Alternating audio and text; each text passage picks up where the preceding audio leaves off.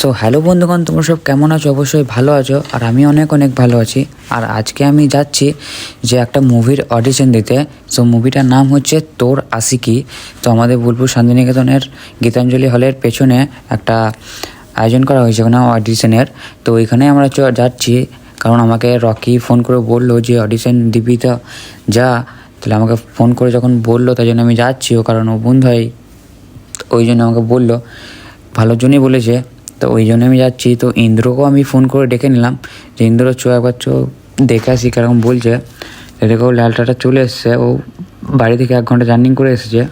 আর ওর ফোনে কি আছে দেখো একটা জিনিস, ওর ফোনটা দেখবা না, ওর বউ চুমো দিয়ে দিয়ে ওটা লাগিয়ে নিয়েছে, আর আমাদেরকে অপমান করছে, বলছে তোর নাই, তুই দেখছিস কেন বে। তাই জন্য বিরাট খারাপ লাগছে। তো কেউ যদি হও তাহলে হয়ে যাও। আর এদিকে তখন যা হচ্ছে, ঠিক আছে, দেখি কি হয় ব্যাপারটা। ফার্স্ট টাইম তো খানিক ডাউট লাগছে।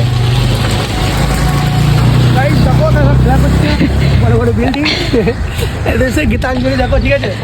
গীতাঞ্জলি না বালজলি, গীতাঞ্জলি না ওই জেলি লাগানো জেলি ওটা। বাস দাঁড়িয়ে আছে, ঠিক আছে, বাসটা এবার ফ্ল্যাটে আমার চালাইতে দিয়েছে, এই বাসটা আমার চালাইতে দিয়েছে, চালা করি মানে। সো ইন্দ্রর মাস্কটা পরে রেডি হয়ে গেলাম আমি। তো চলো ঢুকে পড়েছি হোটেলের ভেতরে। তো চলো এখন অডিশনের ভেতরে ঢুকছি, ভেতরে রিসেপশনের ভেতরে। ওখানে অডিশনটা দেওয়া হচ্ছে। তো এখানে দেখি কেউ আসে কিনা।